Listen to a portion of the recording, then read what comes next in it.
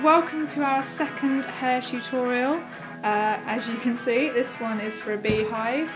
It's a great basis for lots of 50s and 60s hairstyles, so I'll show you how to get this look.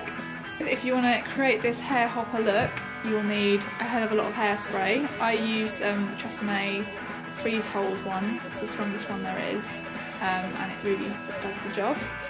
You will also need two combs. You need a tail comb for sectioning the hair and backcombing, and you'll also need a, well, you don't need this one, but it's good to have. It is a teasing comb, a teasing brush that I think is really great for actually smoothing the hair. You'll also need lots of bobby pins or kirby grips, as every hairstyle needs lots of bobby pins and kirby grips. These are really handy sectioning clips. They just get your hair out the way when you're backcombing because it gets pretty big and you need to sort of move it to one side. And to finish off the look, you'll need a scarf, a ribbon, a hairband, something like that, because you're going to want to sort of create a nice shape with your hair. So this is quite difficult to do on very clean hair. My hair, I washed it probably 5 days ago, something like that. Doesn't need to be that dirty, but just not on brand new clean hair. When I washed it, I did a pin curl wet set, and you can see how I did that in our previous tutorial, or the only other tutorial we've done. But you can see how I got my hair to this point. Still a little bit curly even though it's been 5 days. And yeah, you want it to be a little bit curly before you start, but it's not necessary. To start this beehive, you're going to need to section the front maybe inch of your hair. You don't necessarily want it to be a side parting, but it's just easier when you're when you're actually physically doing it, just to have it out of your eyes.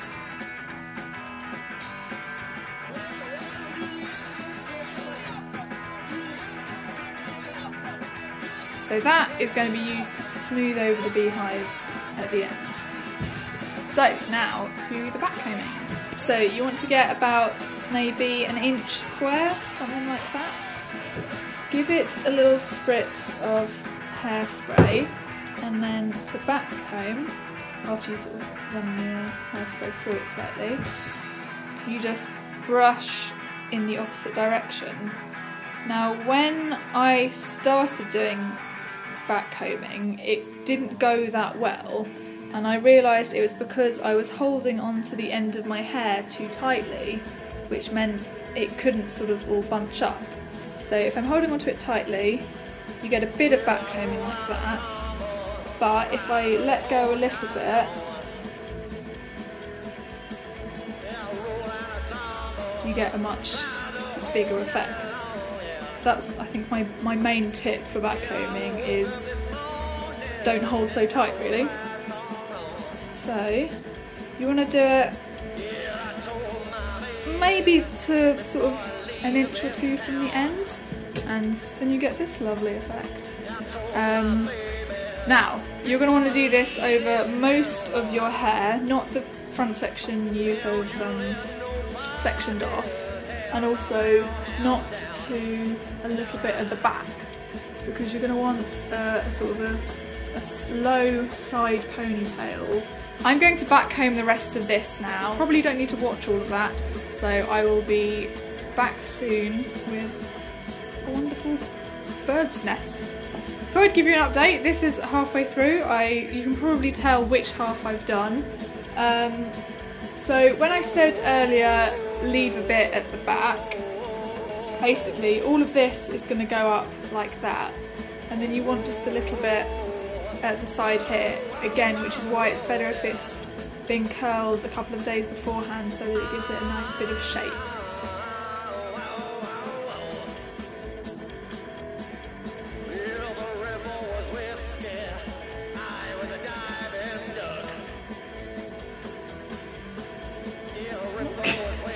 Yeah, that sometimes happens.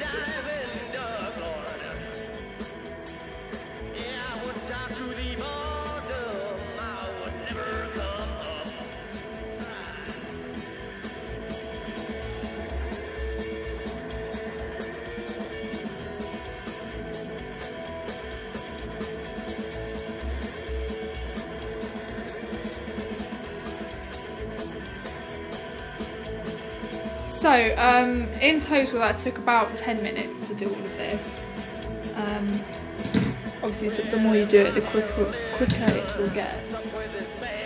But let's make this into a slightly more user-friendly hairstyle. You want to get all of the hair that you backcomb, so that's not including the front 2 sections and the section at the back.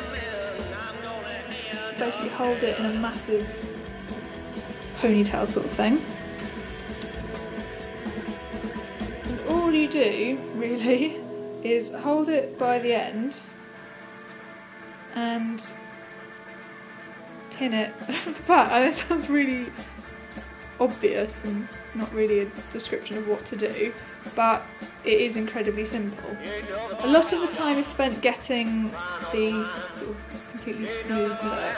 It doesn't need to be totally smooth at this point because that's what this hair is for, but you do want to get it fairly uniform.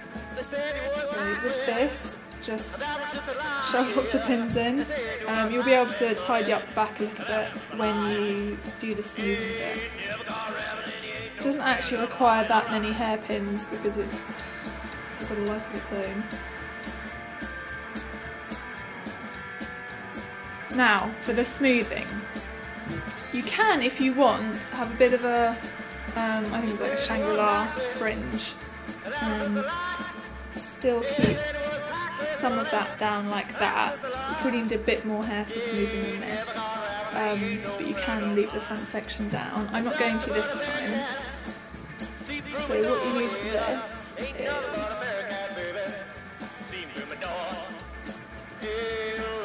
this hair is just to sort of hide the fact that it's backcombed and just create the illusion that you have absolutely giant hair all of the time. So you just want to spread this front section out, covering all of the hair that you can.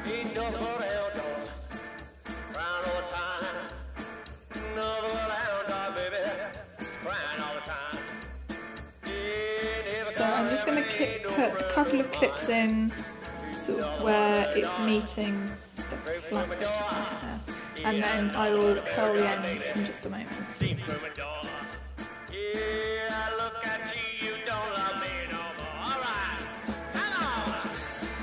Okay, so a bit of hairspray always helps, and then this is where the lovely teasing brush comes in. Just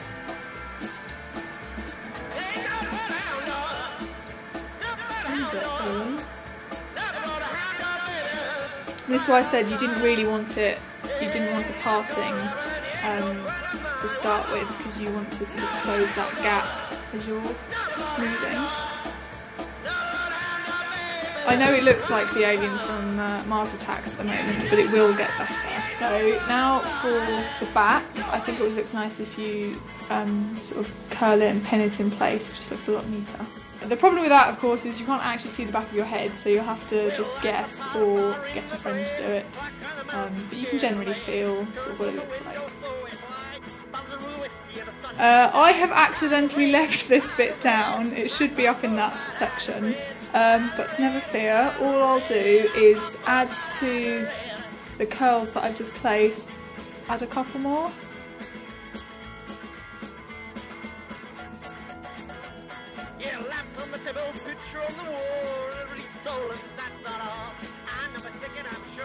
I've got a brush as well, should have mentioned that earlier, but just for this bottom section, just give it a bit of a comb so it's all nice and together.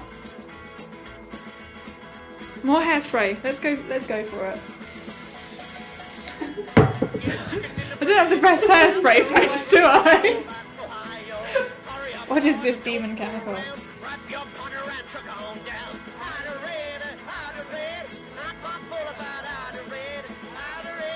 I'll take my scarf or your headband or ribbon, whatever, and just pop it where you'd put a headband and tie it just behind your ear on the side opposite to your sort of ponytail thing. So in tying this, for this hairstyle, I just don't bother doing a bow, just have it loose like that. there you go. That is your beehive. You don't have to do it this big, you don't have to do all your hair. This is optional. The front, you can do lots of different things. You can do nice pin curls, you can have a little fringe. It's just a great basis for lots of 50s and 60s hairstyles. Thank you very much for watching this tutorial. Do let us know in the comments below on Twitter and Instagram, which is @TheVintageNews, or on our Facebook, or email newsdesk@vintagenews.tv if there are any tutorials for hair or makeup looks that you'd like to see how they're done. Does that make sense? Yeah. Sort of made sense. Yeah.